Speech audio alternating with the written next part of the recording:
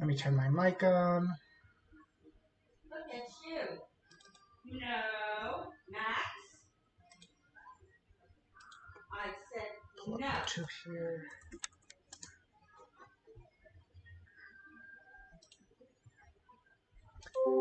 How's everyone doing? We have six people besides myself so far. Everyone feeling okay after yesterday's craziness? No. Yeah, it was a pretty weird day. It was. Yeah, I just need to see some puppy pictures. Yeah, they've gotten more stuff out, and today wasn't. I mean, today wasn't normal, but at least felt a little bit more calm.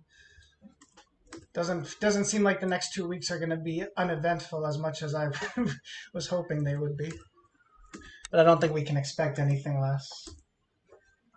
Where is... There we go. Live.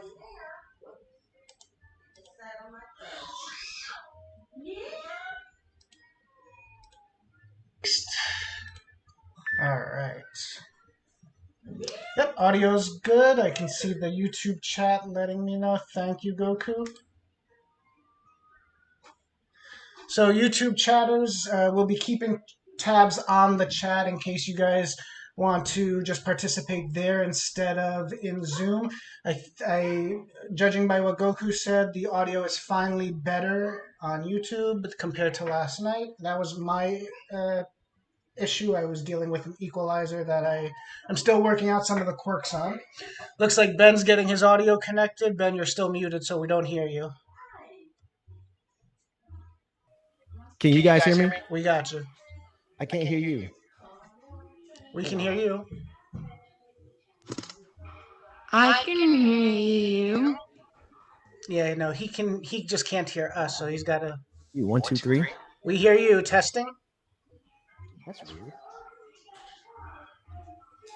Hang on, let me reset something real quick. Okay.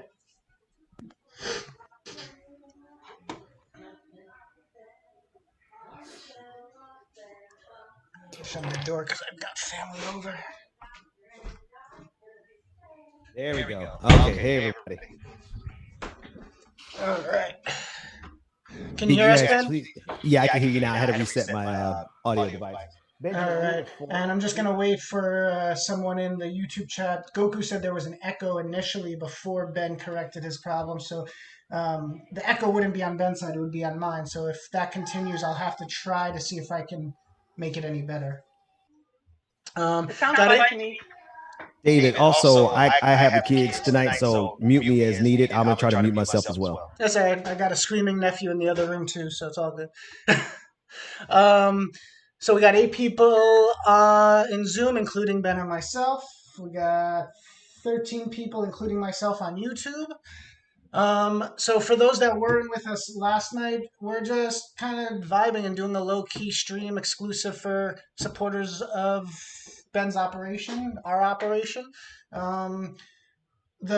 Just to bring things up to speed for anyone that might have missed it yesterday, Clickbaity is going to be changing to Morning Trap instead of Clickbaity Political Trap. It's going to be Morning Trap starting sometime next week. And as soon as that starts, we will probably start veering off.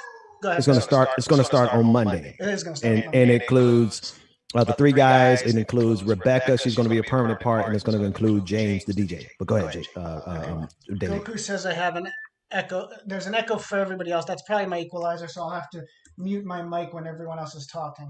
But in the meantime, we'll have to work that out so that when I'm actually doing some more production, we don't have that issue. But as far as these streams, these are just kind of filler as we make this transition. And then we are going to be sure. Go ahead. Okay. I'm so sorry to be eating. The pizza literally just got delivered, and I had to get the kids fed. But this is an important point. I don't really see this as filler. I really see this as a new way of us doing our patronage. Because Masha, you sent me a message before, and I know y'all think I don't read the messages, but I most of the time I used to, and I do still now. You sent the message talking about the access, but also it wasn't just about access, it was about the conversations that we have in this space. And to me, that's important. And I feel like as we build and build and build and build, I think it's going to be more and more important for us to have a space where you as patrons can literally talk, basically talk. So that's why I'm doing it. Go ahead, David.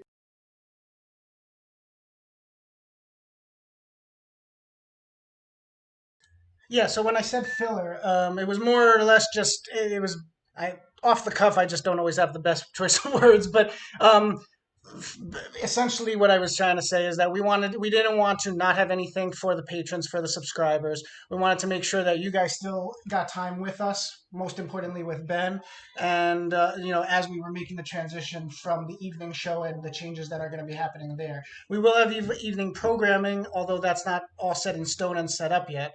But the Benjamin Dixon show, as far as even the way Ben's kind of understood it as he's starting to evolve on it, is going to sort of be folded into the morning show. He'll have some evening programming that's just not completely etched out yet.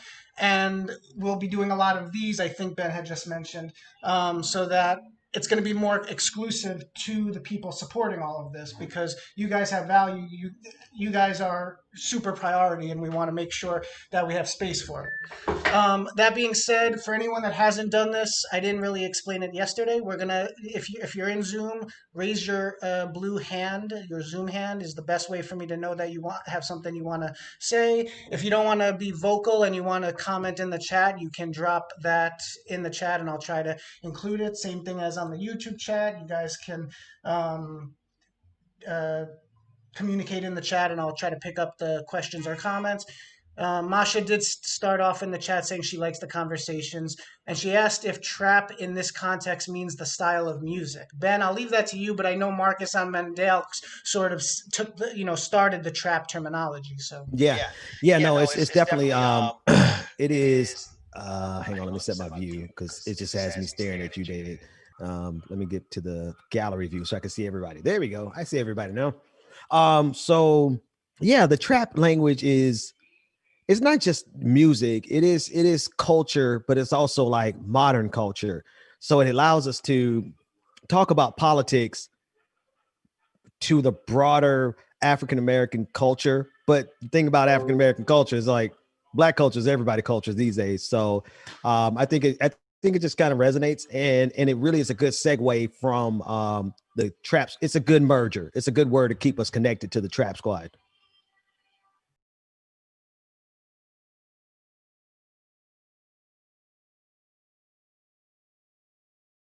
All right, so I'm unmuted on all fronts again. So I'm gonna just ask if anybody in Zoom wants to turn off their mic if they want to jump in, because there's no hands raised at the moment. So anyone that wants to start us off can feel free to. Gonna check out YouTube in the meantime. We're not usually, if you've done these before, it's usually we usually run 2 to 3 hours on our monthly one. Since these are taking the form of our evening streams, we'll be going for about an hour. Ben's also a little drained today, so we're keeping it short, but we wanted to make sure to do it. Got someone in the waiting room. Did anyone want to pipe up on Zoom, or anyone have anything to say? And if not, I can totally just give you guys a debrief. Well, Jacob in the chat on Zoom did say, thinking of filler type content, which is referring to what I said earlier, will there be a time where you take clips out of your longer shows, Thirst Trap and podcasts, and publish them on YouTube? If so, will they be called Baby Bites? Will they be called Baby Bites? So to the earlier part, yes, we've done that before, and it's kind of it hasn't been consistent, but that's more because we're selective in what is valuable, for lack of a better framing, in terms of what we put out, but also because of constraints on, I'm not going to say man's power, I'm going to say people power, in terms of how many hands we've had to get that stuff out. It was just me. We have Jake and another producer coming on by the name of Eric, and so we'll be able to start pumping more stuff out. And it's going to become heavier. The more content we have, we'll be trying to find the valuable segments, the valuable content, and pushing those out, because it is hard to find in the longer streams, no doubt about that. In terms of Baby Bites, I like it. I don't know if we'll stick with it, but it's definitely a catchy. Oh my goodness! Is my microphone on? Yeah, we hear you. Oh, I'm so sorry. I'm over here belching and. Oh no, you're good. Don't worry about it. Come on. This is a loose stream. You're good. And I don't think I heard it anyway. I was talking, so I probably cut you I'm off. so embarrassed. I'm just over here. But no, we're not calling it baby bites, but I think we can call it trap bites or something like that. We'll call it like, yeah, I like it. But no, we definitely want to. Masha said she didn't hear anything. I think Okay. my voice took over, so don't worry. Okay, good, because I was cutting through here and I thought I was on mute. But that said, I'm so embarrassed. That said, we're I think conceptually, I think I can make a bigger point is that we're throwing all of our resources behind the morning show. Right. One of the reasons I am cutting my nighttime show is because at least temporarily, if we throw all of our energy in that morning show, we can build something amazing and people can be heard and we can move the ball for progressive values that we all know that we're fighting for. So to that end, yes, we're going to throw all of our producers at this one show. That means we're going to have shorter bites, shorter clips, and a stronger presence, I think. So you got it, David. Talks. I'm muting myself in OBS so that they don't get an echo in YouTube. But to that end, the one thing we didn't list is that everyone's joining the show. Essentially, the morning trap starting Monday will be a flagship for to look at it in one way. Rebecca's going to be on. It's going to be Mondale, Marcus, Ben, James, who's DJ exclusive, and Ben, you're a little far away, so you're blurry. So when you do want to talk, just make sure you come up close because you're in the background right now. Yeah, that's better. And so it's going to be our go-to show, and then we'll have programming throughout the day as we build it out. Masha, you are the first with your hand risen, so let's have at it. Okay, I just want to make two quick comments. One is I wasn't really sure what trap meant. I think I spent my 20s studying and stuff, so I sort of missed a lot of references. But it might be useful to have just a really simple explanation somewhere about it, because so I'm part of the LGBTQ community, and so I've mostly heard of trap as a derogatory term towards someone's cross-dressing or who's trans. Oh, really? And since obviously I love that you always say and non-gender conforming individuals. Yeah. So clearly, you want to be welcoming. So just something to no. Actually, thank I was just Googling it, and there were 8 different things that could be, including trying to get pregnant, get someone to stay with you by getting pregnant. So that's I'm not going to say that might not come to mind for some people, but I definitely, if there is any problematic language with it, then that gives us an opportunity to address it and say that that's not who we are and tell them what we are, and we'll just keep moving. So I think you're right. A definition would be helpful, and we can have it. Hell, we can have it in the logo. We'll figure it out so it could be very clear. I think that's important. Yeah, I personally like when people do the stylized definitions. It'll be like noun, whatever. And then the other comment I wanted to make was just since you mentioned short clips. Yeah. I appreciate that for the most part, the clips you put on YouTube do not have clickbait titles, and I just want to encourage you to continue doing that, because one of the things that I really like TYT. I love when you're on it. I've written them probably too many emails in detail asking them to please stop using clickbait titles. It's not just them, but it's just there's often there's such a good thing on whatever progressive show or whatever YouTube show I want to communicate, and I'm in order to share that, let's say post on Facebook, I would have to take the time to be ignore the title. My point isn't person A destroys person B. It's whatever actual point it is. Right. And so, so part of it is I think it makes it hard to share. Part of it, I think it makes it look like we're not as serious. But also, a headline is a chance to communicate what you're trying to spread the message of.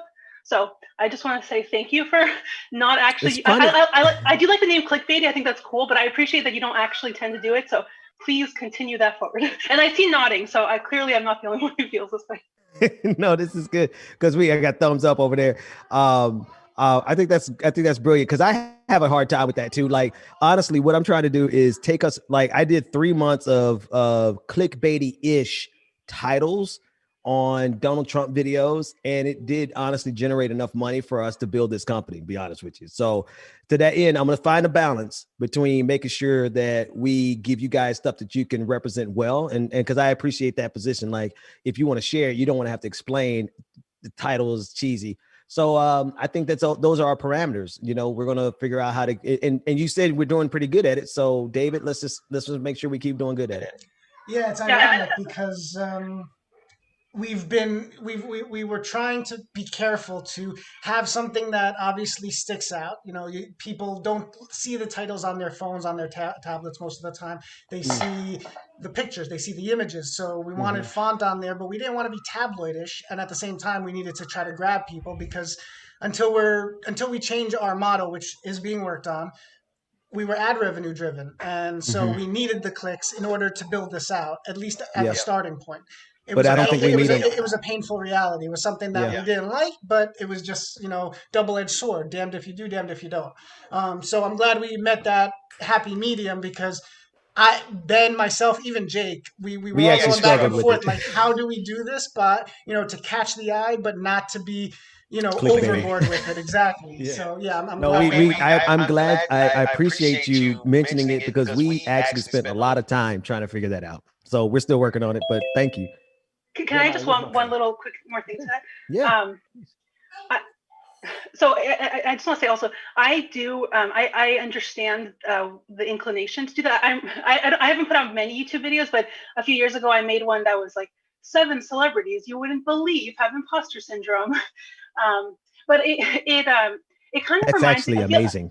By the way, thank you. I'll send it to you. There's I feel like there's a parallel to, you know, how people are like, well, I'll take corporate money or I'll play inside the club or whatever it is until I get power so I can do what I want, what I want to do. But then it's like, well, how much is enough? So I feel like sometimes that's what I'm assuming. I mean, I know people are probably looking at the statistics and all that, but it's like, I'll use clickbait titles because that will help us get the message out. But then at some point you have to be like, have your values all the way. So that's just something I thought about. This is brilliant. And I'm actually going to flip this conversation to be quite honest with you. I'm actually going to start interviewing you guys because I want to know more about you all, but I want to answer this question before we do that. The number one, and Jake as well as David can vouch for me. The number one principle of this company is going to be rejection of greed. It has to be. I can't personally do this and make money because I'm just a true believer. I am, unfortunately. So we're going to reject greed. And I think that's kind of the culture that you're talking about there, Masha. Like, honestly, we made enough. I don't think I need to do it anymore because the Morning Trap is about to be the money revenue generating model that we need to get members so that we don't have any requirement of playing the algorithm game. We're going to use the algorithm to do good. Clickbaity titles use the algorithm to do bad and make money. So we're on the same page there. Are there any other direct questions? Because if not, I really would like to kind of spend some time getting to know you guys. Well, I will say that in the YouTube chat, when we were talking about Trap, Missy Rise 83 said, "That's my homie." This wasn't funny. This was, you know, an actual point, and it's got validity. She said she suggested that Trap might be getting whitewashed. Well, we're gonna keep it black as black can get. Yeah, we're gonna keep it. The goal is definitely not to go in that direction, and that's why I brought it up. You know, definitely, you know, criticism is welcome. People calling us out is welcome because. Oh no, I know Missy well enough to know exactly where she's coming from. Like she's like I said, I read patrons' emails. You guys send me emails, and I do read them. And I know Missy. She's just pointing that out, but she know we're gonna keep it black as black can be. She know that. So, but I appreciate that. You know, I think those are important blind spots, and I think we got opportunity to really show Blackness in its authentic form. You all are great. You have supported this space, right? We're showing Blackness in its truest form. We're also showing, you know, Christianity in what I think it should be its truest form, but half of my audience are like atheists, and I'm cool with that, or LGBTQIA. We're going to address that.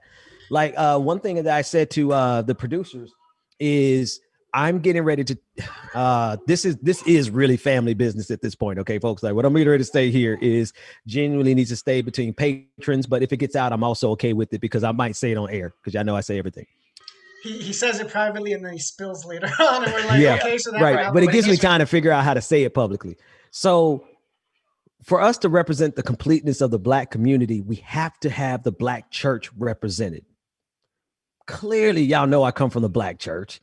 And clearly, you know, I'm really a humanist at my core. But we're going to do something that we're going to have a space that's comfortable for all people because we're going to make it comfortable for all Black people first. And you're going to notice when all Black folks are comfortable, you all are going to be just as comfortable because that's just what we do. Right. So we're making space for the LGBTQIA community because we're not talking about the whole we're not talking about the whole human family, if we're not talking about the LGBTQIA community having full autonomy to speak on behalf of them. They don't need us to speak for them. They can speak for themselves. Right. We're trying to create that space. We're also trying to create that space for Black women because, I mean, they're in turn that, you know, I had to get my house in order. I had to understand how I played a role in my household, right? And so similarly on the show, we're going to have to make space for Rebecca to be as authentically Black woman as she needs to be, even when that may make some folks uncomfortable.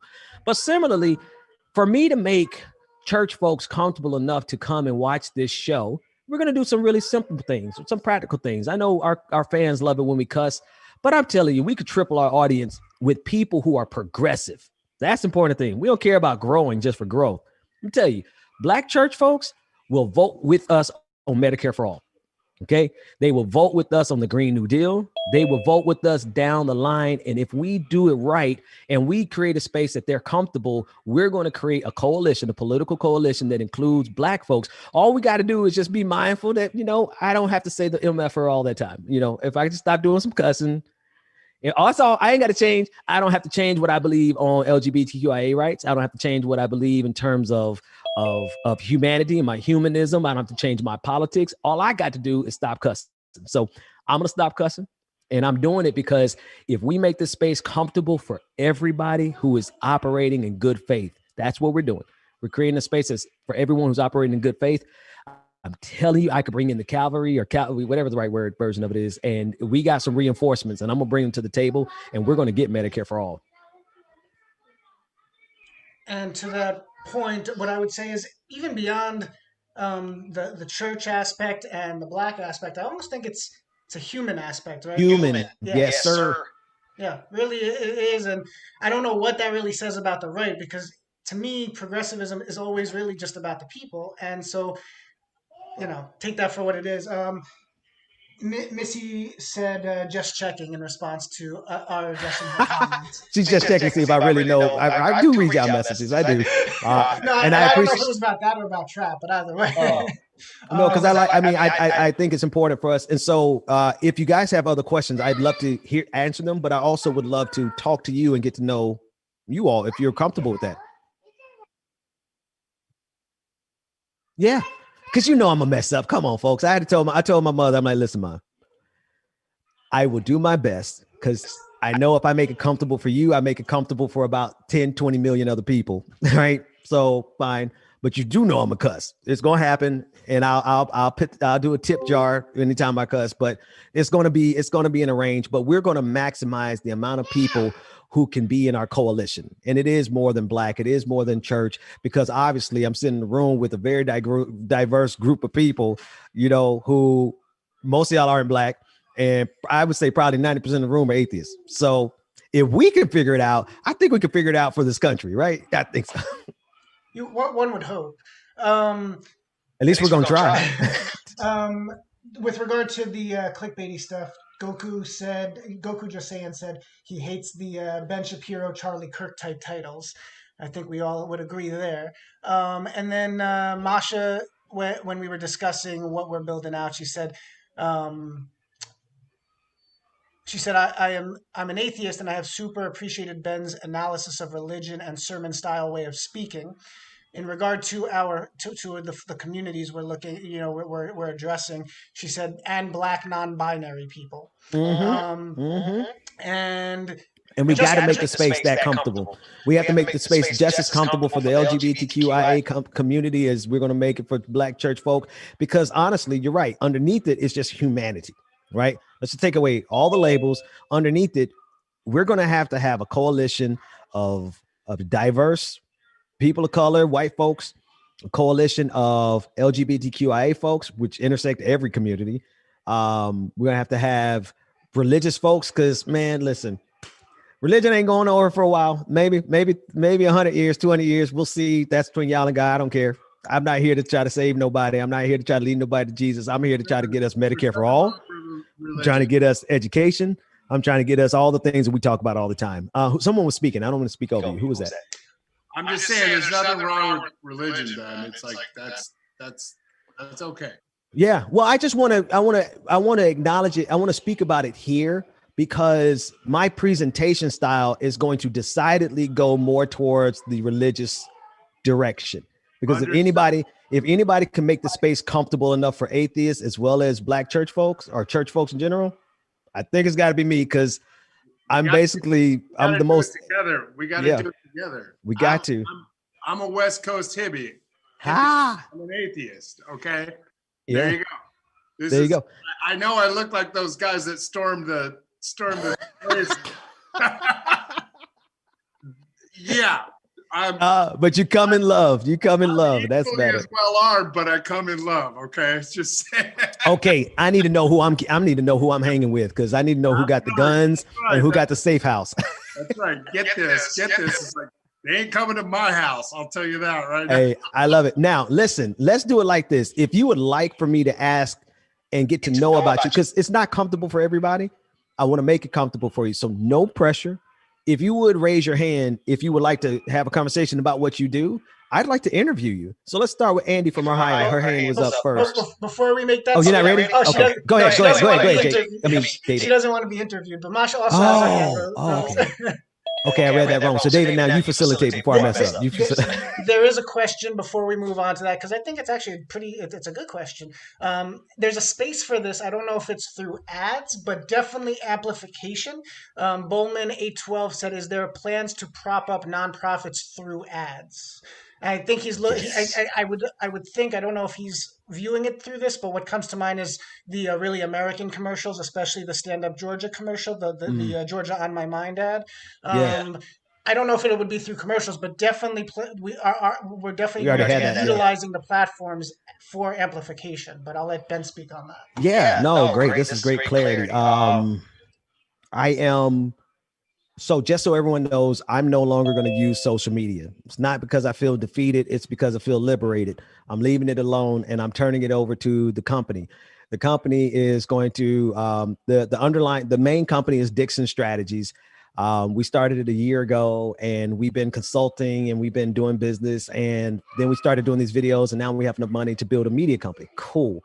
But Dixon Strategies is generic enough for us to create a platform for other people to be able to amplify themselves. And so in our business model literally is the amplification of nonprofits, organizers, like on my timeline, for instance, on Twitter, I'm not deleting it. I'm converting it and it will be used to send out two different sets of things: content that we're creating, voices of people doing the work. So we're going to constantly amplify voices of the people doing the work. And if such time, like we can make an entire series out of amplifying nonprofits or whatever the case may be, if we could drive revenue. And I do have another way where we're literally going to be giving a percentage of our proceeds, daily proceeds. It's going to go to nonprofits of our choice, whether, each host can choose their own nonprofit. Some people are going to do mutual aid organizations. Somebody might do but everybody has their own projects. And my goal is, as we grow this company, Jeremiah, I need you to go, brother. And that's my phone, man. Come on, bro. Come on. I'm gonna have to give him some attention in a minute here. As we grow, amen. I need you to breathe. As we grow the company, obviously the percentage that we're going to be given to nonprofits who are actually doing the work, that's going to grow too. But not just in terms of raw numbers, but also as a percentage. Like if we start off giving 10% to charities, I want us to be making enough money so that we can eventually give 50% to charities, because our premise is to reject greed. Masha did in addressing the social media aspect of it. She said she likes she likes hearing from you so much better, basically on a stream versus social media. She says private Zooms or in the live streams better than Yeah. your voice on Than social my media. tweets. Look, Twitter, everyone's It's a Wild West. I got to chill out, and it's healthier for everybody as well as the company. So if you guys need to hear from me, y'all can come and watch the live stream, or you can hear me here, because nothing to get lost in translation. And if it does, you can tell me in real time. I honestly think that what's so great about this, even as it gets bigger, it's not going to change, because these are, we view these as just talking directly to the community that's being built around what we're building, for lack of better phrasing. And which is why I want to get to know you all, because quiet as it's kept, like I have no idea who I'm sitting in the room with. Well, to that end, Masha's got her hand raised and did say in her chat that she doesn't mind being asked questions. So Ben, okay, go for it. Masha, do you mind if I interview? I signed on to Patreon right at the beginning of COVID, and I said this last night. I was like, you've like made this whole hunkered down experience like a hell of a lot more interesting and better for me. Oh wow. But the truth is like we saw a bunch of cracker asses like I can say that. Yeah, I can't, because I can't. And somebody need to. I can say that. Saw a bunch of cracker asses invade the Senate and the House yesterday, and disgusting display of oh man, this is great. juvenile ambitions. Which what were they? I mean, holy crap! Really? Are you kidding me? I love it. Your setup reminds me of Bo of the Fifth Column, by the way. I was thinking the same thing. I'm a grandfather, by the way. Really? Yeah. Oh, that's awesome. All right, so then let me. I'm gonna come back to you, because Masha had her hand up, and we're gonna go to Masha first. But I do want to come back to you and talk to you next. Well, go ahead, David. We got Masha, Devante, and then I'll go to Grant only because Devante. All right, we're gonna follow your lead, David. So Masha, go ahead and unmute yourself. I'm not sure, this is the first time we're doing this, so I'm gonna let you and Ben hash it out. So Masha, I'm just going to start and then we'll see where it goes. You said you're part of the LGBTQIA community, but you also said that you've done content before. So I would like to learn more about like who you are as a person and what are your ambitions and how you feel like you can contribute to the movement. Cool. Yes, in terms of content, so I have a side business. Oh wait, I hear myself echoing.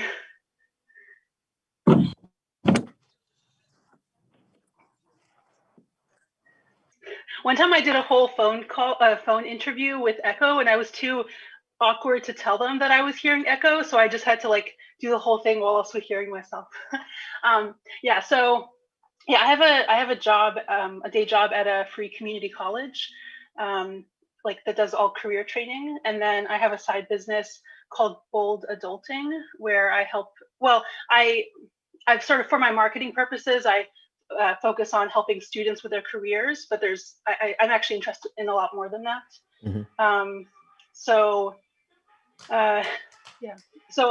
What's the specific question you want me to answer? Oh, sure. Like what in your content, like what do you see when? Okay, here's the question I think I'm going to ask everybody. When you try to solve the problems of the world, what's the solution that you come up with? Yeah. Okay, I guess I'll say two things. One is like promoting authenticity as a choice.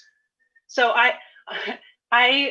so to be honest, like I actually have way more to say about this than I feel comfortable doing like live streaming. So that's why I send you a private message to be like, I have like I will reserve part of it. And I say that partly to say that, like I said, authenticity is a choice. So at the moment I'm not being fully authentic. Like I have a secret social justice art project that I do under a pseudonym, and that's just how it's going to be for now. But one of the things I try to help people understand is that you can choose you don't have to listen to the people who say, well, if you are authentically you, or they don't usually say it that way, but you're going to be judged or you won't succeed. Like you can choose what parameters to draw, but you can also say, one of my values is I am going to choose to share, what I feel comfortable sharing, as opposed to what other people say I should feel comfortable sharing. And I guess another thing is I have this concept that I talk about in the workshops I run for my business and on my podcast. I call it was good, but, which is the tendency to, like, for example, I've given you quite a bit of feedback and I appreciate that you're open to it. And a lot of people would say, your show is good, but, right, and then they'll say like 20 things that are bad about, or just that need to be improved. And I think it also totally plays into like all the infighting that we've seen, and whether it's like within progressives or within progressives and what we would call corporate Democrats, or even like just between all humans, we focus so much on what is different about ourselves instead of being like, well, if we actually want to solve things, how can we communicate in ways that are clear that we actually mostly agree? Yeah. So I think spreading that message is part of what I work on. Awesome. I have a couple other questions, but I think you pointed me in a direction. So I am going to ask all of you questions that kind of cut right to the core of possibly who you are, possibly. And Masha, I appreciate how you handle that, because you're like, well, some stuff I'm not ready to share with you. And you're not. Ben, just to pipe in real quick, since people became interested in doing this, so if just maybe let's cut it to 3 questions and I don't know, a minute to 2. Yeah, we can do it. We can. I appreciate that, because you're watching the clock for me. People have a chance to. You can ask someone else and then come back to me if you want. Yeah, no. I think this is an ongoing thing, right? So like maybe this is why we need to do it every night or every other night, because I actually want to genuinely get to know all the patrons. We still have 1,500. We lost 300. That's totally actually we lost like 400. Totally cool. We're okay. But let's get to know each other because I think it's meaningful. Now, if I ask a question, back to what Masha's thing, if I ask you a question and you're not ready to answer it, please, by all means, say, nope, not tonight, Satan. Not tonight, because you have the right to reserve whatever you need to privately, because I am going to ask some pretty piercing questions, because apparently I got that gift. So thank you, Masha. And then we'll just go, as we trust each other, we'll tell each other more. So we'll go back with a whole nother round the next time. So who's next, David? Y'all see my son cutting the food with this? Right. You got Jeremiah, jogging circles around you, and I got my 10-month-old, my 10-month-old nephew outside my home. Okay. being all hyped up and everything. Anyway, Devonta, you were next, so please go at it. Hey, Ben. Hey, brother, how you doing, man? Good. How are you, friend? Doing good, man. Doing good. Appreciate you being here. What's going on with you? Not much. I'm just thankful for what you do for the community, not just Black. Oh, you're breaking up a little bit now. Start again. I'm just really thankful. Yeah. Devonta, if you're still with us, just try turning off your camera and try to speak again. It could be the bandwidth with the camera. Yeah. We may have lost him. So let's. Oh, no, he's back. He's back. I saw him move. You there? Yeah, I'm here. Okay, let's try it again. All right. He was saying that if you cut your camera off, it may help with the bandwidth issue. All right. Okay. Sweet. So you got it. Yeah, what I was saying was thank you for all you do, not just for Black America, but for the progressive family, man. Oh man, thank you. You just been on top of everything. I appreciate that. I'm just trying to do my part, man. I would like to know, I see on your screen, ordinarypeople.tv. Tell us about you and tell us about that. So Ordinary People Media is a tech company, and tech company multiple different properties. It's a hybrid of YouTube and Netflix, just for regular everyday people. But that's just an infrastructure. COVID pandemic sadly cut that out. It was going very well, but out of that was birthed black media company, news outlet, still using that same infrastructure here in Columbus, Ohio. They're taking on the local media like Sinclair and things like that. So, like I said, I have no idea who I'm sitting around every night we do a podcast. You are a lot alike. Yeah, we need to talk, and obviously you and I have stuff to talk about that we got to talk about offline. But I think everybody's excited to hear that you're in the room with us for sure. Shoot. So what do you do besides that? Like, tell us, are you in college? Because you look like you're young. You got any kids? You married? Like, you don't have to tell me any of that. Ain't none of my business. Oh, whatever you want to tell us, to be honest with you. I'm nosy, but I don't have to know anything either. So tell me about you. I'm a single family guy, no kids. As I always like to say, my mom has 5 kids. The youngest are 2 twins, 5-year-olds. If I want a kid, I just go borrow a sibling. That's my story. Go ahead. Yeah, just a borrow sibling. So none of that, but no, I'm just married to the cause. Like I said, I mean, you're more alike. I don't mean to cut you off, but my little boy got a bloody finger. What'd you do, buddy? Oh no. Oh, Benjamin. Folks, I got to take care of a bloody finger. Can y'all hold on and talk a little bit while I take care of this? Yeah, go do All right. Devontae, I don't know if you were in the middle, if you want to finish speaking and we can try to catch Ben on afterwards, or if you want me to read some comments and you want to hold up. Yeah, just hop on some comments. Definitely. So just to continue the conversation a little bit, Masha said she finds it helpful to having the option of declining to answer, saying something like, "Thank you for asking, but I prefer not to answer that," because everyone has different levels of comfortability in terms of what they want to address. And yeah, I mean, as much as this is a private session just within our community or support network, I don't think we'd ever want anyone to be uncomfortable with what they're saying.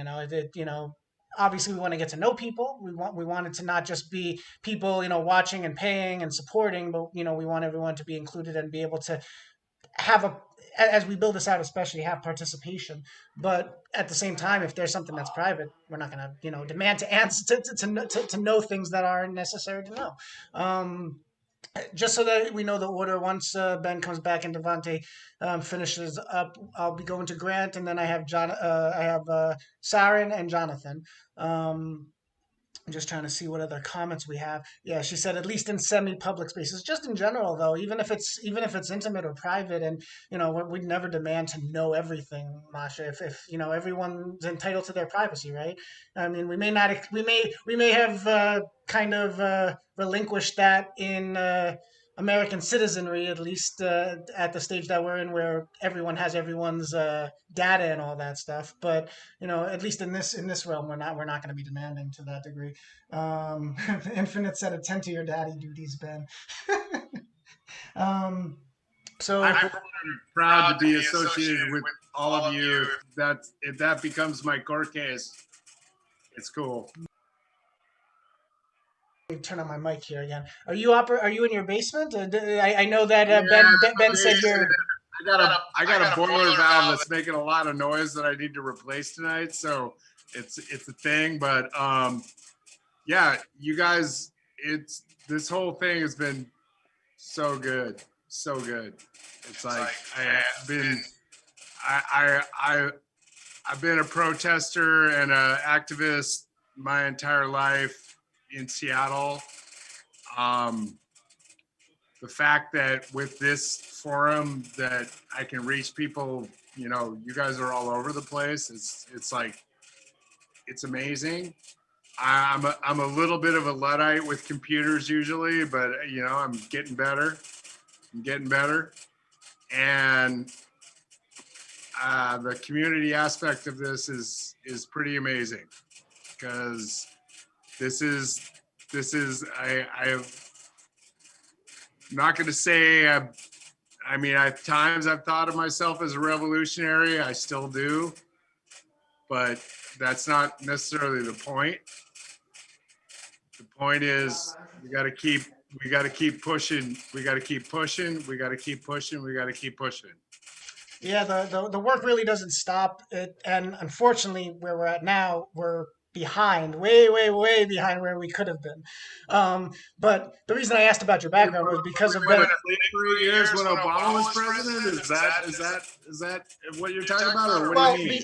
definitely behind where we were when Obama was in. Not that we were where we needed to be when Obama started or finished, because very clearly we were not. And that we left where we were. We were already going backwards, but the last 4 years, I think, took us way back, or at least at the very least, it opened people's eyes to reality versus what the indoctrination has done in our education system. I'm 50. I'm 57 years old. I was a kid during Reagan. I understand what a change is in what's going on in the streets and what's going on everywhere else, because that was hard. Yeah. It was hard. Yeah, it was. That was our first. That was our first fascist president, and we had him for 12 years. And we just got this one out in 4, so more power to you. Because we tried and we couldn't back then. The key question is going to be whether they can make sure he can't run again, which would be the only way to do that would be the impeachment. And I don't. Make sure he can't run again, but. Well, yeah, that too. But I'm going to withhold my refrain. I'm going to digress there. Someone did say. Anna wanted to say hi to you, Grant. I don't know if you see the Zoom chat, but she said hello from Gig Harbor. And Androgynon Squirrel said that they vote for you to be Dude Squirrel. If you're familiar enough with clickbait, you know that squirrels are kind of our mascot. This is my COVID beard, by the way. I when COVID hit, I was like, until that orange man is out of the office, I am not going to shave. So you guys might see me in a few weeks with looking a lot more clean. Looking a lot more clean cut. All right. So clearly, I'm sorry. Our leader is back, but around that, what I will say to your point, Grant, about what this space and just our streaming has done during the pandemic. I'd never used Zoom before the pandemic. I'm tech savvy, but I'd never used Zoom, so I had to catch up in that regard. I'd worked with Ben for about 3 to 4 years before having to kind of step away just because of needs and life and work, and what was what opportunities were around and weren't really lack of, so coming back, I had to catch up on all the production. Things had changed on the production end, on the tech end, in just a short amount of 3.5 years. A lot had changed even just on the streaming end. So there was a lot of learning in the past, I would say 6 months or so, as we started to build this out.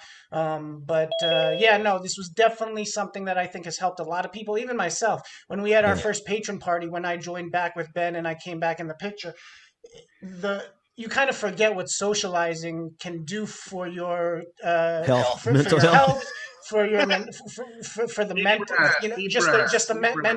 mental health. Yeah, it does a lot, and so having the monthly sessions were just like, wow, there's actually community. You're not stuck in your house if you're in quarantine. If you're a first responder, you're not just talking to the people that you're working with on a daily basis, but there's actually people are dealing with this, and we all can kind of come together sometimes and work through it. Devonta, I want to get back to you. I want to finish you kind of speaking on your own about everything that you do. Let Ben come at you, and then we can keep going.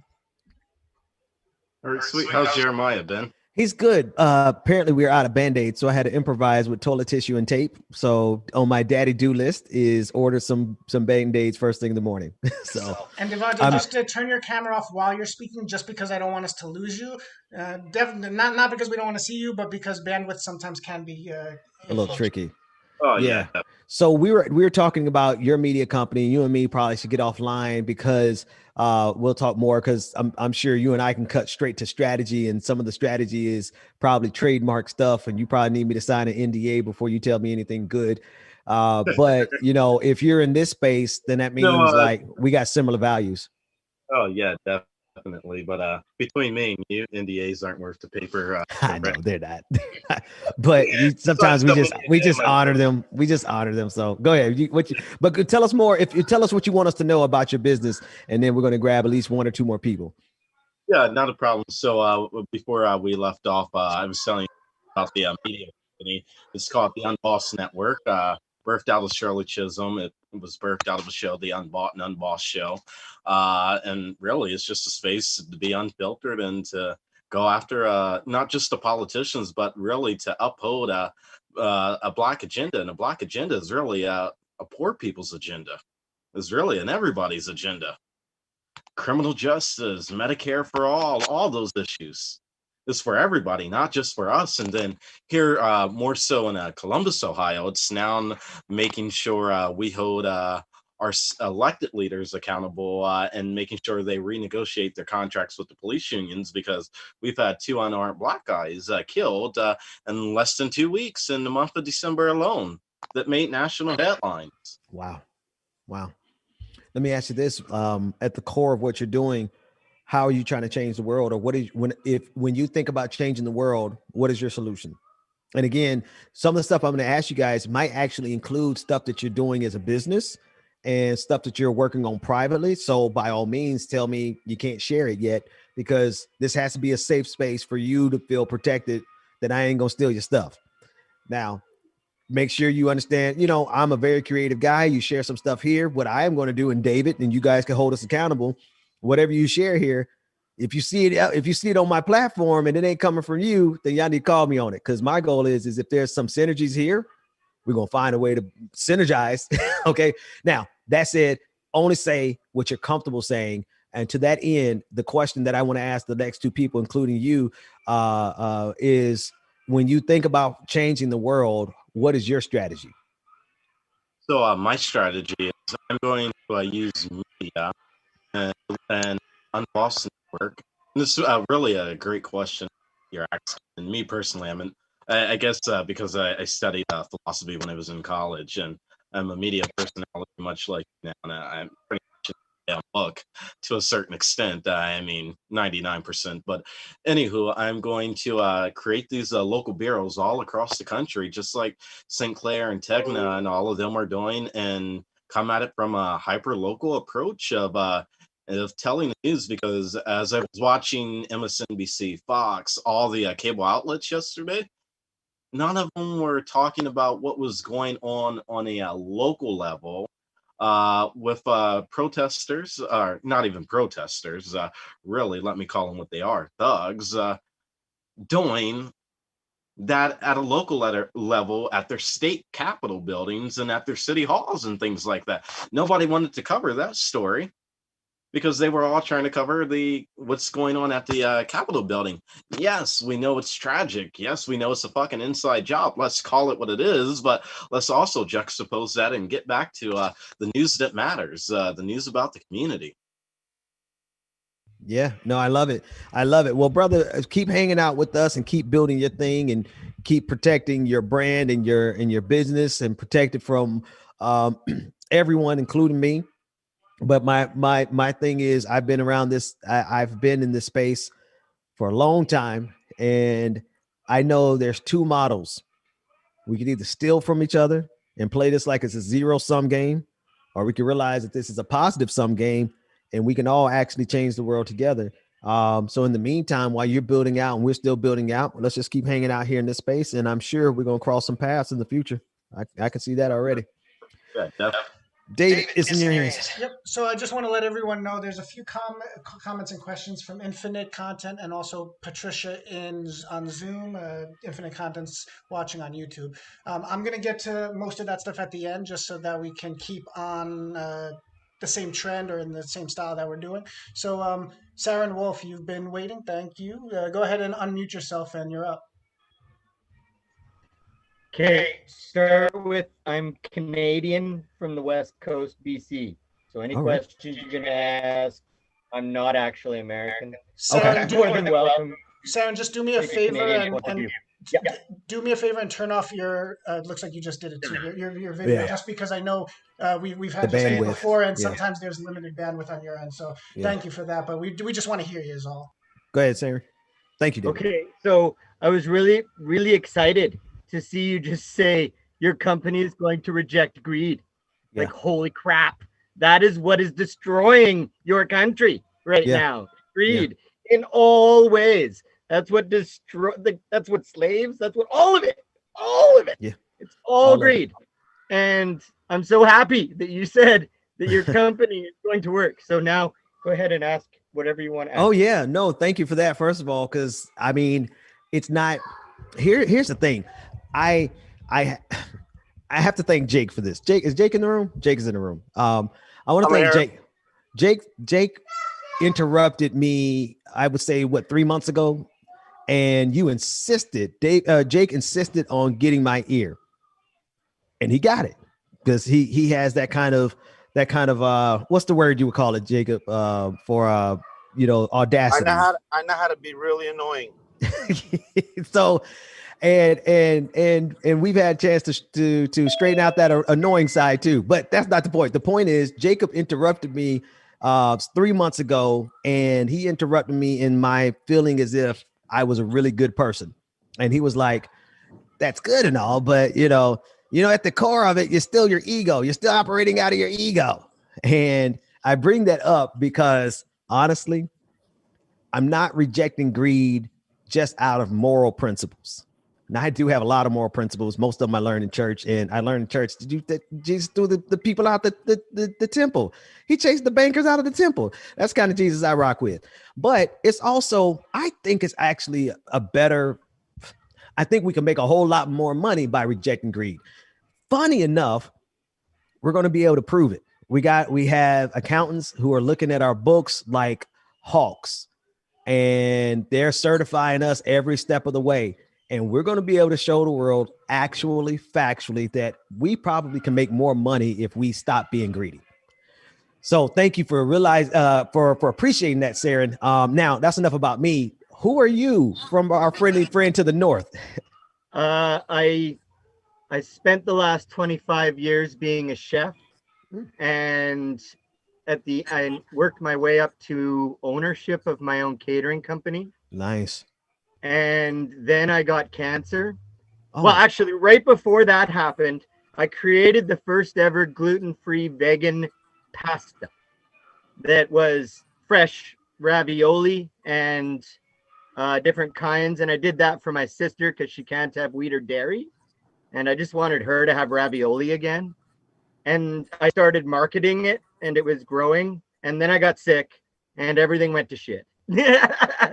So that was the end of that. Wow. And now I'm trying to figure out what's next, because I'm now disabled and brokenhearted because the cancer won't go away. Okay. And it's not gonna kill me anytime soon. It's in remission. Okay. But it has made it so I have a new life, and I'm learning what that is. And it also, I stopped chasing the dollar immediately after I kind of died. So it's changed my perspective. And well, you showed up, and oh wow, I was bedridden for a whole year, and you were part of that. And wow. I'm not anymore. Like today, I just walked for 2 hours with my dog, and it's the first time ever that I have walked for 2 hours with my dog. Well, since I came back, and I'm very happy and very proud of that. But yeah, and before I got sick, I've always been about the community. I used to teach how to cook on a food bank budget. I volunteered to do that as part of my off time when I wasn't working. And I had a program here in Penticton where I worked with the school and taught the young mothers at the school how to cook on a food bank budget, because none of them have any money, and half the stuff that you get in your food bank package you don't know what to do. Like, what the hell do you do with chickpeas? A lot of people just don't know.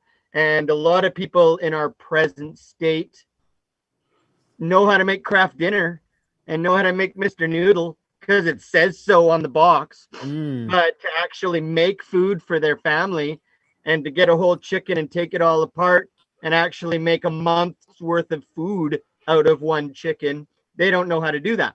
So I taught them.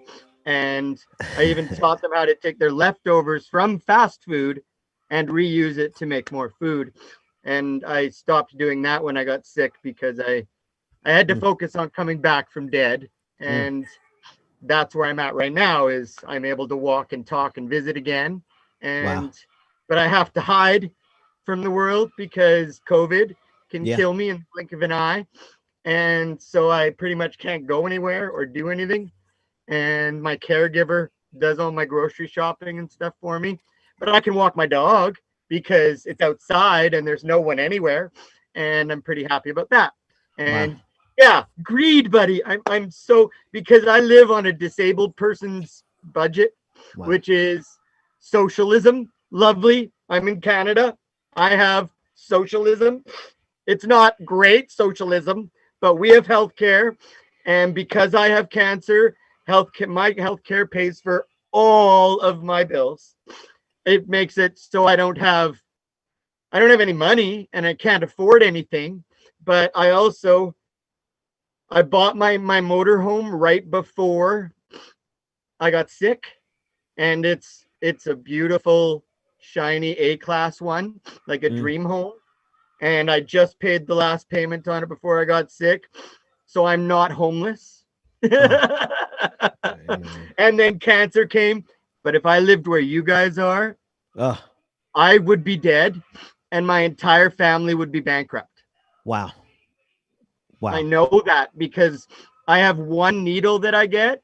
One needle costs $10,000. You cut out there, Saren? Is that $10,000? We may have lost them. Saren, are you there? All right, we're gonna give him time to come back. Wow.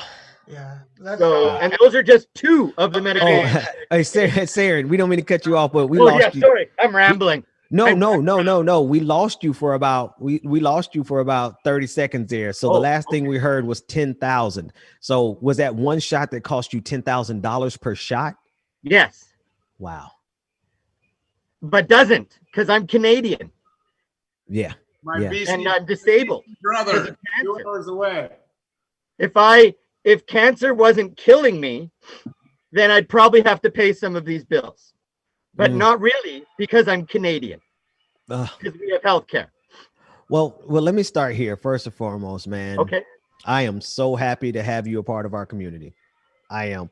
Because I'm be honest with you, at the end of the day, I don't care about this media stuff. I don't care about politics for real. I care about our humanity, and just having this space for us to share in our common humanity means everything. And for you to be comfortable enough to tell us your story like that, it means a lot to me, and I know it means a lot to everybody in the room. And to that end, man, I can tell you this: we can be with you on this journey. And we want to be here. That's the least that we can do.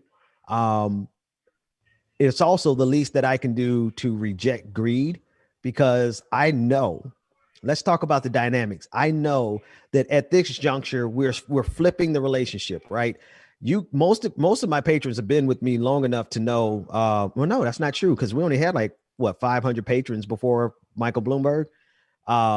So there's a small portion of the patrons who knew me when we had nothing, like literally, I wouldn't tell you, but my lights were off and I was doing the show. And now we're flipping the paradigm where we're actually bringing in enough resources and we're bringing it in to do good. But I also want to acknowledge that we're just like Bernie Sanders, $27. No movement is ever built without every individual person. Let's just be real. Like, you all are as critical to this as the ad revenue but you're even more critical because you're human. You know, the ad revenue, I can game the algorithm. Like you said, Masha, we could game the algorithm with those clickbait titles and make all kinds of money. But it's the human component that really matters. And Saren, you're just joining us with this human experiment. And this is the last thing I'll say. And then David, I'll turn it back over to you. Religion gets a lot of stuff wrong. But one thing my religion got right is compassion. And man, we're sending love and warm energy. If you need me to, I'll vibrate the universe and send it through the universe, or otherwise I'll just pray for you. Whichever one you accept, I'm fluent in all the languages. So we're sending love, if nothing else. We're sending love your way, and we're going to keep doing it. Anytime you need to be in the space with us, we want to share this journey with you. Well, as a Canadian as well, here's my safe house in Canada. When you're afraid, come live in the forest. You're welcome. I'll take you to a place. Hey, listen, I might come and hide out with everybody a little bit. Our border, look it up. It's. Oh, we lost you again, Saren. I can tell. I can tell when his phone goes out. David, it's in your hands. Magic. Yeah, he's probably gonna pop back in, but well, he just muted himself. So, Saren, Okay.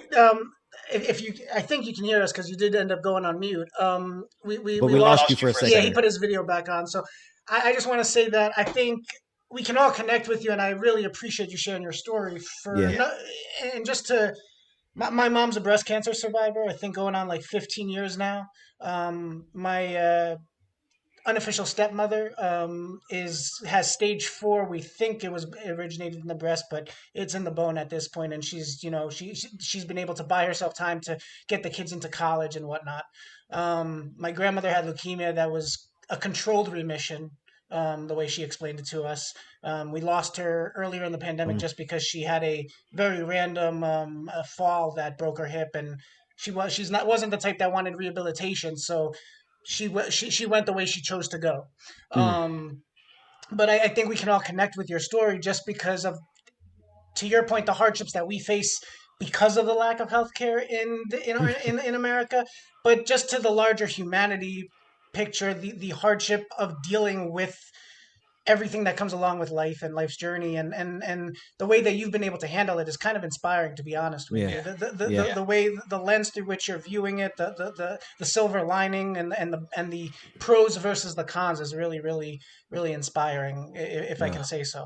And there was a lot of people in the chats, especially in Zoom, just reaching out and wanting to express that they feel for you and wanting to let you know that. So if you want to take a look at the Zoom chat, you might want to scroll a little bit. That's love. I'm gonna again withhold some of the stuff that I'm kind of putting to the side, just so that we can get to Jonathan, and then I'll read through a couple of questions and comments that are outside of the purview. So, I guess Ben knows Jonathan. Home team. Hello, everybody. How we doing? I cut my camera off so we can get the bandwidth there. Yeah, appreciate you. Yeah. So, man, I love this show. I love this show, man. I was so proud to see you when you first started this thing, and man, I'm just real proud of you, man. You're doing it. You are doing it, bro. Do you know how much it means to me to like? All right, so let's journey together so we can show each other, like show the audience like we really are home team. Like, but I don't know. I don't personally, like, I was really young when I was in the city. Right. Yeah, you were. Are you still in Brookhaven? I am not. I'm in Dallas, Texas now. Okay. But yeah, so you told me that on one of the previous calls. Mm-hmm. Who are your people in Brookhaven? Because listen, now, if I've asked you these questions before, you got to realize I've been through a lot. Exactly. Okay. So I'm gonna break it down. All right. So I remember all of y'all, you, Tracy, Melanie, all of you guys. Because we were in St. James Missionary Baptist Church together, where your father was the pastor, the awesome Reverend Percy Dixon. So my sister is Kendria Hawkins. I think you guys are probably in the same. Yeah, you guys are in the same grade. And so one of your sisters actually married a cousin of mine. So Ian's brother. Sam. And Yolanda's, Samuel, right? Yeah. they're related to me on my dad's side. Right. So that they're not the Smith side. So we in-laws. We in-laws like in-laws. Right. I love it. Okay, so keep going. Tell us more, man. Tell us more about your journey from Brookhaven to Texas. Well, there was a lack of opportunity what I was trying to get to in Mississippi. I ventured out because I had an aunt in Dallas, and I've done some various things out here. I was with Fidelity Investments, didn't like it as much. Taught for 14 years out here, and then from there, I left it to kind of try to to shape my own destiny for the most. So I am in real estate now, and also I'm with a broker, but I also have my own company outside of that, in which what I do is I help people who are going through the probate process, and so I help them to do the other 80% outside of the probate court. So just kind of help them because I saw a need for people that just didn't know what was going on. They just had no idea. Wow. Fresh trying to call in here. Okay, so. Ask me anything, man. Ask me anything. Yeah. No, I'd love to. So I'm trying to ask questions that don't center me, but it's a little difficult with you because you go all the way way back. Yeah, we go back. So I if you would allow me, I want to ask a couple questions that could kind of help me on my journey because you go all the way back to St. James. But then also I want to ask the last question is going to be about you and your journey. So let me start with this, man. I talked to my brother. I don't think you probably didn't get a chance to know Robin really well because he was a baby. Young. He was a baby. Mm-hmm. Matter of fact, we left him at the church one time. I remember when your mom had him. I remember when she was pregnant with him. Yeah. It was that close, right?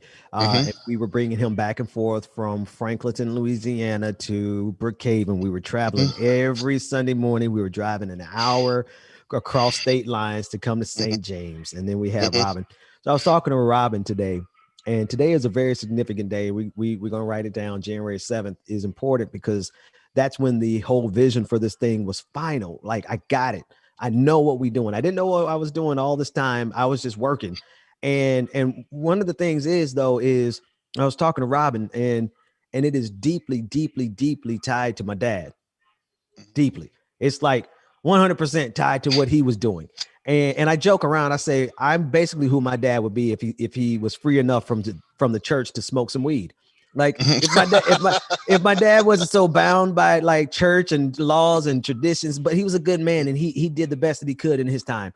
And I'll tell y'all more about that journey as we go. But man, I kind of appreciate having you here because you could kind of verify, bro, almost better than me. Like in my own way, do you feel like this is just a continuation of what my dad used to do? I think it's reimagined and with a new swing and a new ministry. Yeah. So this is what I remember most about. I mean, I remember a lot about your dad, but I remember this. I'm gonna hit this story real quickly. So we actually lost my brother. My brother's Jared. He's 1 year older than Kendria. Yeah. And he was a baby, and we lost him. We didn't know where he was, and so we found him because Reverend Dixon came out holding him. He was a baby, right? And he had been in the office with your dad. And I mean, he just found such comfort because I mean, he would venture. If you remember where his office was, it was a swing. It was a staircase to go up in order to go to where we did Sunday school and everything. Remember the men's bathroom was right there, right before his office. Yeah. Right. And so I don't know what happened or how we lost my brother, but he was lost, but he found comfort going to your dad's office. And he was in there talking with your dad like the whole time. And we didn't know where he was, but he was lost, but he found comfort going to your dad. Hey, folks, I'm gonna be honest with you. All I'm doing is I'm finishing. Me and my brothers, we're gonna finish and see. Hey, this is something great. If I'm completing my dad's work, my brothers are too. but so are my sisters. And the other thing is that we just have this propensity in society to not automatically assume that the greatness that's passed down from parents to children, we just kind of like, for years, it's just been me and my brothers with all these bright ideas. But wouldn't it make sense for me to realize that if me and my brothers all got this craziness in our head and we're sorting it out and I'm doing it through media, wouldn't it make sense for me to look at my sisters and say they clearly got to have it too? Yeah. But look at what we do in society.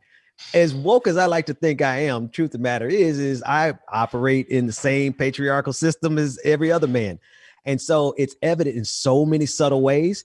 In my wife, if I'm in my marriage, it was evident. In my relationship with my daughter, it was evident. Like, do I trust my wife to go drive I'm like a protector. So, she just put up with me being extra worried about her driving and stuff. But at the same time, like, if I trust myself, why can I trust her? Right. So it manifests itself in a whole lot of subtle ways. And the most recent as in today, it's like I had to tell me and my brothers, I'm like, yo, if we're doing something dope, then obviously my sisters are doing something dope. So when we have that conversation, why do I not automatically include them in it?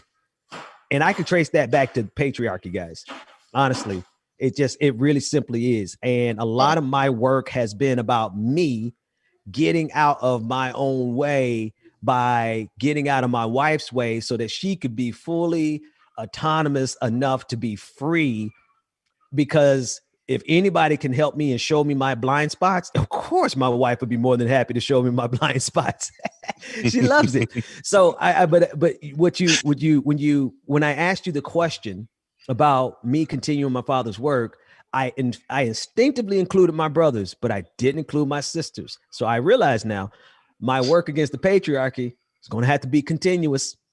And I want the ladies and the non-gender conforming individuals in the room to feel like you have the authority, because you know my heart, to let me know when I slip up, because my wife has to let me know every day because it is everywhere. And I'm sure all the women and non-gender conforming individuals on the call, you could quietly say amen to yourself, because you know it's everywhere. And there's so many things y'all can help us with if we would just listen. So anyway, John, you man, listen, we're going to keep our conversation going, because you are like evidence that especially when I drop this book I've been working on, I want to see this. It is evidence, man, that it is deeply rooted and deeply connected to our faith tradition, but it's reimagined, because to me, man, like, it's really simple. My dad preached the gospel, and like I told everybody else, it's like, to make it plain, the prosperity gospel got it wrong. We're about the Robin Hood gospel. That's what we're doing. We are the Robin Hood gospel. We're going to use the word of God when I need to. And then Marcus and Mundell going to say it in their language. And then Rebecca going to say it in her language. And James is going to say it in his language. And everybody is going to represent the fullness of we're going to make room for Rebecca on that show, with the acknowledgement that we have to make space for her to be free. That's our job. Our job is not to control what she says. My job is not to try to interpret what she says, because I think I'm so smart. She's a grown ass woman. She can speak for herself. Right. My job and the other guy's job is to make space for her to be free. And oddly enough, Jonathan, when we talked, I fell right into my misogynistic trap, because I did not instinctively include my sisters, which is indicative to me that I got continuous work to do. But you can at least vouch for me and say I come from good stock. You do. You definitely do. That's a starting place. Definitely do. Hey, Patricia, I see you there too. I appreciate you always being there. I love it when teams are here. Like whatever your unit is, it is. Ain't none of my business. I just love it when teams are together. So glad to have both of y'all here. Man, we're glad to be here, man. Man, my wife is. So I'm working on that too. And my wife could probably tell you. I'm working on the whole patriarchal thing, because like I won't let her out the house too much, because the whole COVID thing is you extra protective, ain't you? Yeah, I really. She can probably tell you too. So, well, Patricia, she goes with me. It's up to you if you want to speak, but you also could chill. This your prerogative. Sweets. Oh, or we can keep moving. Thumbs up if you want to. Oh, there you go. You got the floor. Hi. I'm just back up everything that Jonathan says. I remember him introducing me to your show a while back, and maybe some months ago. No, last year. It was last year. And the reason I know that is because I remember watching your show a few times, but I didn't watch it a whole lot. I did watch TYT more, and I did like you when you were on TYT, but I just kind of stayed over there mostly. And but when you came out with the whole Bloomberg thing, I got more into your show and started, giving you more of a chance and to hear what you had to say. And now for the past 6 months or so, I am right here every day, every morning, every evening, in order to listen to your show. I absolutely love your show, and I just want you to keep doing what you're doing. And I really do appreciate this space that you guys have created. We need these types of voices here. We have always, listening to the news, different types of news channels, mainstream news channels, and the propaganda that we have been given over the past half century from mainstream media is mind-boggling, and it really just makes me very angry, very furious in how this country operates, how this world operates. And I really do appreciate you guys staying centered in your Blackness. And I really do appreciate all of the diversity that is on this show that can look at the fact that this show is staying centered in Blackness, but that doesn't mean that we hate everybody else. But the fact that we have to make the world see that Black people, all we're asking for is just to be treated as everybody else. We're not asking to be treated special. We're just asking to stop being treated less than. And the only way to do that is to center conversations around Blackness. And that's all it is.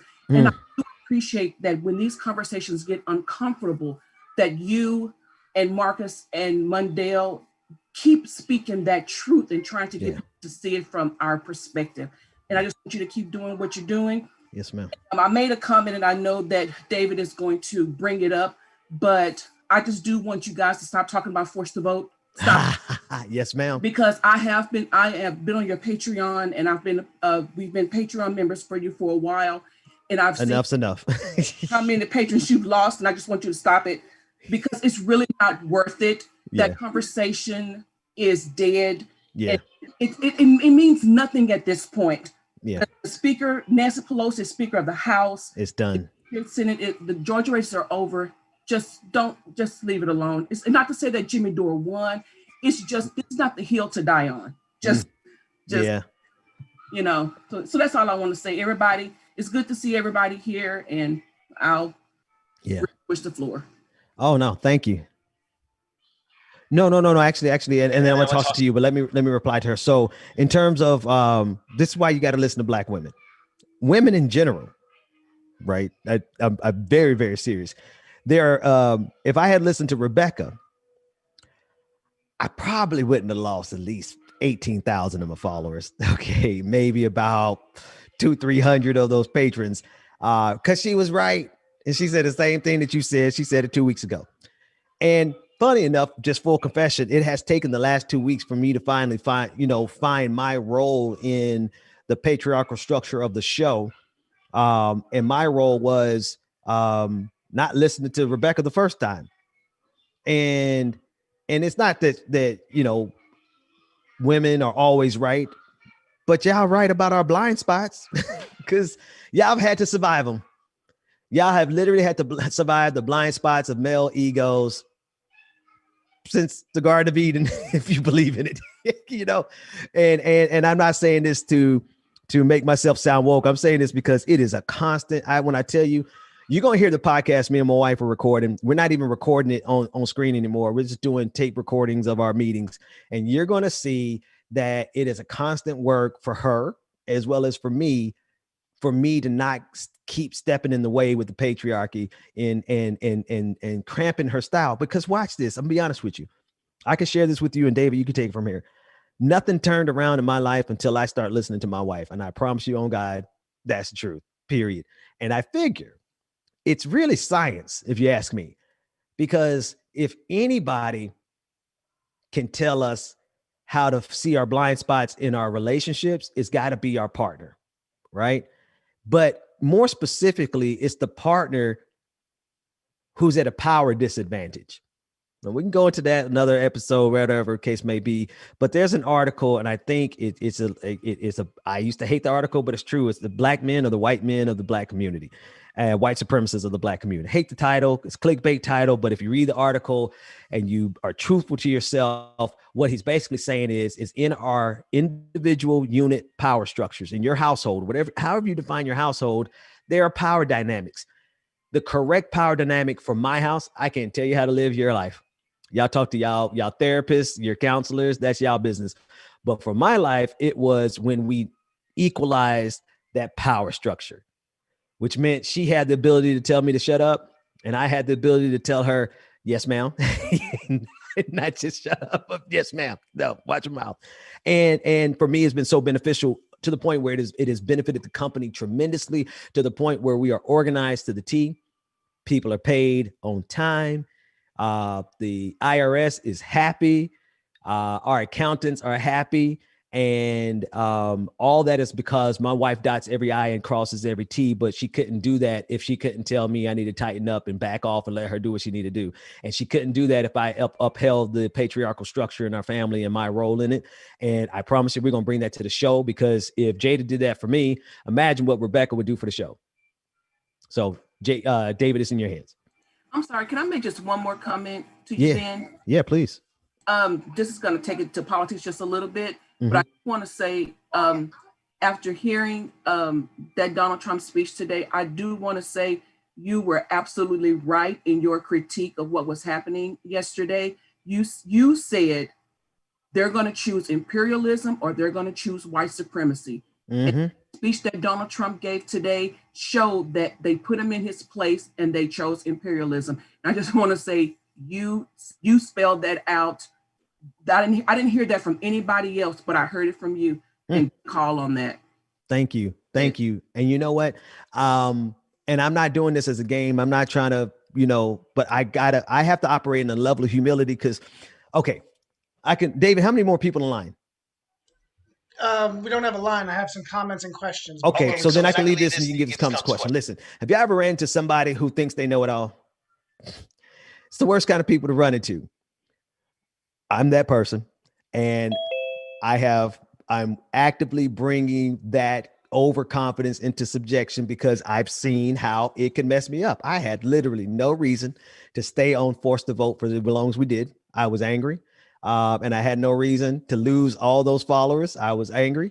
And we learned some lessons from it. And I'm a slow learner, but in these last couple of weeks, I'm a fast learner, and you ain't got to tell me again. So we're going to walk carefully. And the way we're going to walk carefully is that we're going to listen to each other. And we're going to neutralize those power structures, so that even in this space, you all feel like you have the space to tell me something that you think might hurt my feelings, because I trust you all and you all trust me. So David, it's in your hand. Yeah. First of all, thank you, Patricia. I missed a portion of it just because I was tending to my nephew, but the portions that I did catch, thank you. I really appreciate you speaking up and not I don't think that me reading your comment would have spoken to had the emphasis that you're speaking on it. Exactly. Yeah. The one thing I'll say is that on the door subject, I think that Ben does go overboard sometimes, no doubt about it. But that's what we love and hate about Ben at the same time, right?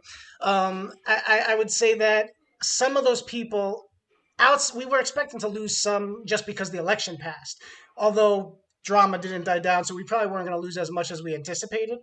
I think we would have lost the people we lost anyway, or at least some of them at some point, because a lot of them came on board. A lot of you all on the line right now came on through the whole Bloomberg tapes going viral and everything. And not everybody would have stuck with the real Ben after the election. That's true. Whether Ben raised door and the Forced to Vote and the Dem, it really comes down to Dem exit versus those that want an everything approach, in my opinion. And I think that some of the people that are Dem exit and didn't realize Ben's full approach, I guess, or I didn't even know it either, David. Or Ben's real ideology. I think that they would have eventually left when they got turned off by some of the things he believes in, and you know what, that's Right. fine. You know, Yep. this just rushed it a little bit, and fine. You know, it's all good because we know we what we have now is the ones that are you know, believe in what we're doing, and that's truth. You know, to the point about Jada, I do think she was the missing piece. Just having worked back with Ben for going back to 2015, I don't think that you know, if we were doing what we were doing now back then, it may not have worked anyway because Ben didn't have the platform he has now, and we didn't have the knowledge. We learned a lot by failing a few times, a couple times at least.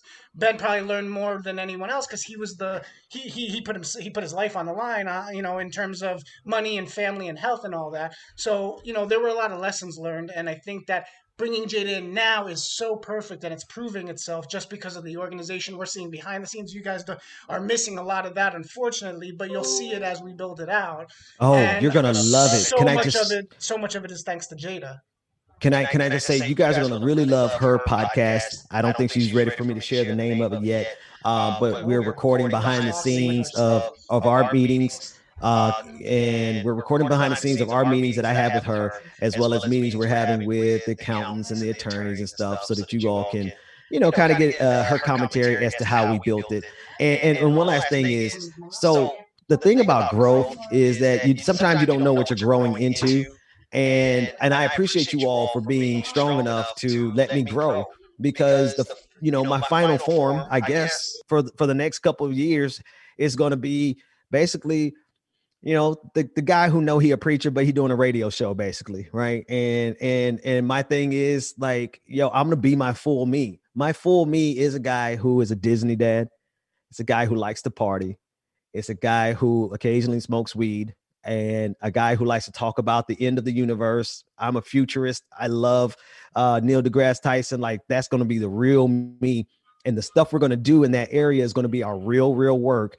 But our first work is for the Black community and progressivism, because the Black community is progressive. So we're going to do that. And I appreciate you guys, trusting me to know that even if I'm on the show talking, I'm talking in the language of the Black church, you all know personally that the purpose of it is, one, to make the space comfortable for them so that we can build this alliance.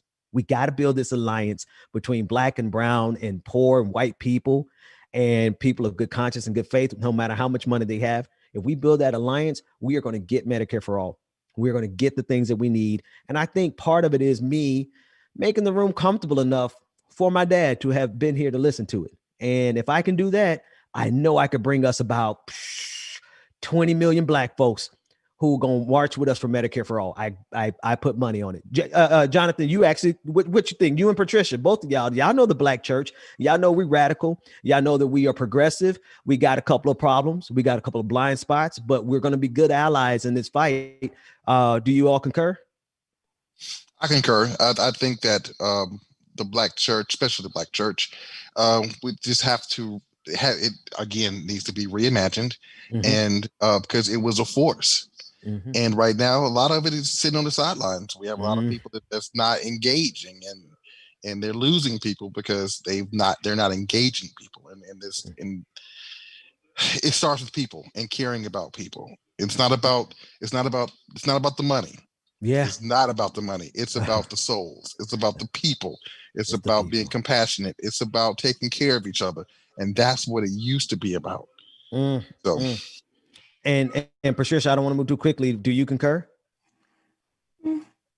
Yes and no. I agree with everything that he said. However, I'm actually no longer in the church. I'm actually an atheist now. So see, and there's a dichotomy there.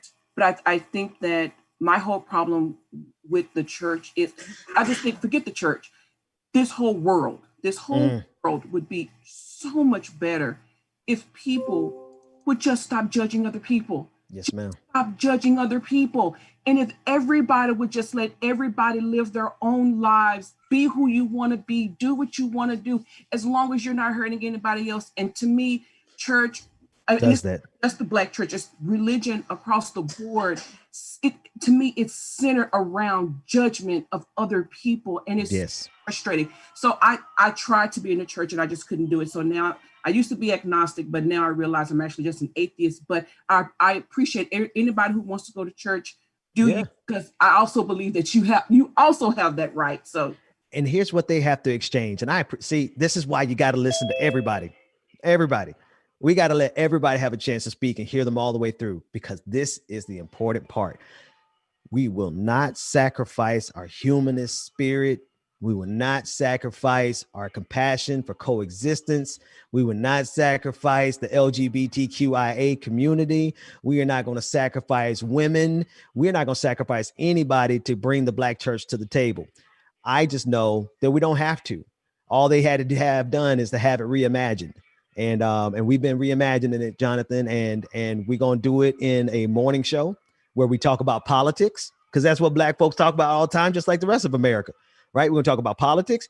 We're going to have some good music. We're going to have great guests, and we're going to cover the issues. And I'm just going to have on a blazer. That's all. I'm not going to smoke on air or nothing. I ain't going to drink on air no more. I'm going to make the nights, you know what I mean? I might say a couple of church colloquials. Jonathan, you going to know it when I'm saying my, I was glad when they said, or something, I don't know, knee bows and back bent, you know, the kind of stuff we say at the church. You know, I'm just going to use the colloquialisms to when make they them said it to me. Let us go, right? So we got a language. We have a language, and I'm going to bring the language, but I'm not going to bring the baggage. The baggage got to go, because the baggage is a problem. And that's my job. I tell you what, y'all gonna be cheering me on, because I'm gonna get them. I'm gonna get them right. They can come, they can have fun, they're gonna be comfortable, but I'm gonna let them know, you know, you're gonna make space for the LGBTQIA community. You're going to, because that's the future. You're gonna make space for people to live their lives the way they want to, because you want to live your life the way you want to, right? So that's my message to them. I just need them at the table to listen. So we're gonna make it comfortable for everybody, for atheists, for trans people, for non-binary people, for just whoever you are, everybody. I don't care what race, they're welcome to this table. And I think we're going to have some good conversations. David, it's in your hands, man. Yeah. So we're going to wrap up in a little bit. I got a couple things to read through real quick. I did want to address a couple things. Masha, you asked if we can, if the change in direction or tone means that we can't smoke on air during the patron parties. Yes. So no, this is our sacred I'm not going place. to stop. I enjoy it. So no, these are the safe. This is our space. It's private for a reason. Although I will say, Jake made a point, and I haven't brought it up to Ben, but being that this is one of those private sessions, Ben, you should be careful, to Jake's point about smoking on camera when Jeremiah or the kids are around, because people with ill intent could do things that make your life chaotic. No, see, y'all gotta have, because I don't mean like I literally have a blind spot. Like, okay, this is the art of blind spots. Okay, and this is a perfect example. I do not see, because most of the time I don't have I don't see myself on camera, right? Most of the time I'm looking into the black camera and I don't see anything. My son has been behind me while I've been smoking on there. So no, there was one or two times either he was in the room or on your lap. I think he was just in the room, but I'm not sure. I know he wasn't on my lap. It was either a patron party or an Ask Any Questions. Grant looks like he knows. Grant, do you know? And Jake was like, if someone wanted to, they could call like Child Protective Services just with ill intent. Well, a couple things. I was saying that even regardless of whether anybody's in the room, having experience with this myself, anybody who wants to make trouble for anybody can just go call CPS. Well, that's an easy fix. Okay, nope. We don't even have to balance that out. I'm not judging you, but I'm a grandpa. David says, be careful, be careful. Oh, no, you don't. Like I said, y'all don't have to say that twice. Like I said, I can't see the camera behind me. So done. Yeah, I've had family with ill intent, people I don't talk to that have called Diapers, which is the Jersey one. Any other blind spots? Anything else I'm missing? Obvious, because I honestly have not seen my kids walk through it. Yeah, I'm all ears. And this is Jayhawk. Hey, you know what? I used to smoke. I don't do the smoke anymore. Try edibles. Much better. My man. Dangerous. I wouldn't do that.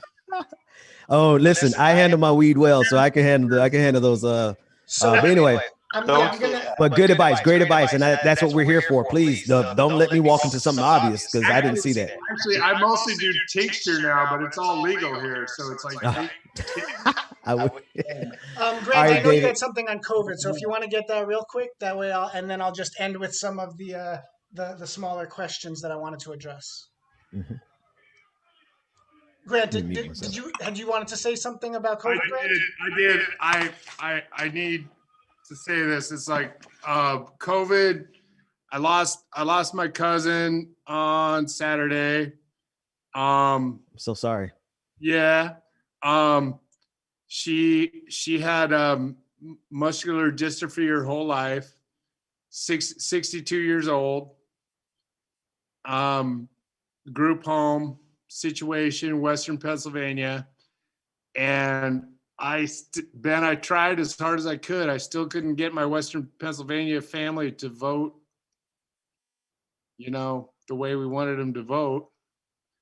But we still won though, so we still won. We made it out, yeah. We give that to Philly, by the way. Give that to African Americans, man. Absolutely.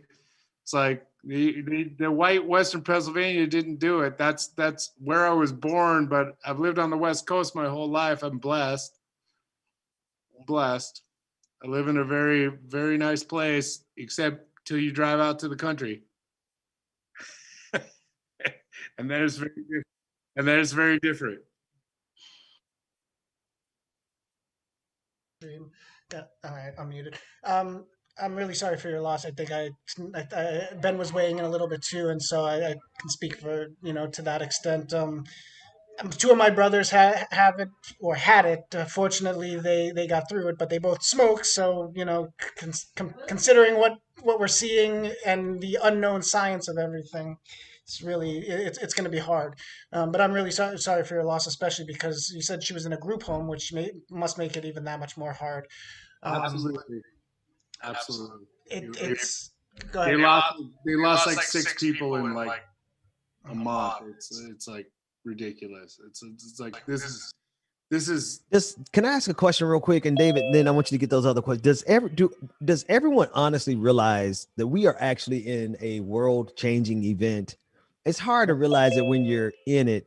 But folks, this is like they're going to be talking about this pandemic for centuries. Yes, literal centuries. But I just want to make sure everybody understands that's what's happening. And so, we're here with everybody, and this is our community. And no, you don't ever have to worry about making this space comfortable for anyone but yourself, right?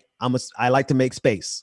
And so in this space, we're all going to just be ourselves, but I'm going to keep in mind that sometimes little kids are walking behind me. So maybe for me, you won't ever catch me on air again. I'm going to go out in the backyard just to be, like I said, I learned when I fix things in this generation, this stage of my life, I'm not making the same mistakes twice. So that said, David, let's get those questions in here. And then I'm going to go out to the backyard and look at the stars. Wait, David, I just wanted to say the whole way yet where you're at, right? Okay. It's not legal yet where you're at. No, it's not legal in Georgia. No, and it's definitely not legal in New York, unfortunately, either. But go ahead, Jake. You're about to get in there, Jake, and then David. I was just gonna say this all came up once people started attacking you, and I was like, "Yo, if people want to attack him, they're gonna attack him." Yeah, no, and honestly, like it's a level of Patricia. Did I see you wanted to ask a question too? So David, you got all those questions, right? You have all the questions coming. Okay, because I just remember I saw it in the pop-up. But no, it's actually wise. It is easy. It is not a hard fix. Listen, there's nothing so important to me. The only thing that matters to me that y'all can't criticize my family, right? But if it's a critique to protect me and protect my family, I am all ears because I got plenty of blind spots and y'all literally are looking at one. I'm looking at a camera right now and I don't see what's happening behind me. So y'all can help watch my 6. Okay. David, you got it. Yeah, so I wanted to connect the COVID conversation. Infinite Content had a couple of comments, but one of them, he said, speaking of COVID, this was actually earlier before Grant, he said, damn if I didn't have to wait on 4 COVID positive people the past 2.5 weeks. I got to get the vaccine to protect myself from other people's recklessness ASAP. They're opening up a COVID vaccination clinic a mile from my house in a week. I just want to, first of all, that's serious, and so Infinite. Hopefully you don't come down with it, and hopefully you're able to get vaccinated ASAP. But thank you to you and all the other essential workers. Because Hey, we pulling for you, man. We're pulling for you. I worked in hospitality up until the pandemic. I was working at a hotel personally, and if it wasn't for just the fact that I guess the union was a little too much the cost of negotiations with the union made it difficult for the hotel to stay open. So it's not closed permanently. Hopefully I don't have to go back. but Ben got that. But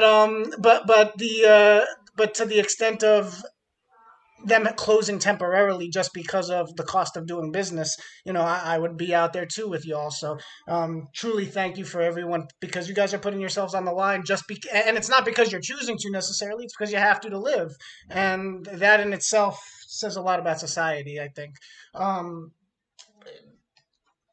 Ursula Baptiste. Hey, can you do me a favor? I'm gonna have a ask if we can cut it here, only because the kids are still awake. I got to get them to bed. My deal with the wife is if you guys can share this time with me and the kids, I can share as much time with you, but I have to free her up so she can run the business. So I actually do have to be the Disney dad. So to that end, David, can you copy and paste all those questions and we'll pick it up tomorrow? Okay, yeah, we can do that. That's fine. Yeah. So everyone in the chat room, I'm going to answer your questions if you don't mind. Tabling them to tomorrow, because I got a little one on the floor who's about to fall asleep if I don't go get him up and get him changed. So we'll see you all 9:00 tomorrow. Ben's got working around some other scheduling stuff, so we'll be from 9 to 10 tomorrow. But we'll push through the questions and comments right off, and then we'll move forward from there. Jonathan and Andy, just try to remind me that you had questions. I'll try to remember as well. Or even just email them to him so you don't forget them, because if you're like me, you may forget them. All right, everyone, have a good night. We'll be back tomorrow, good night, 9:00, same format. Thank you all so much. See you tomorrow.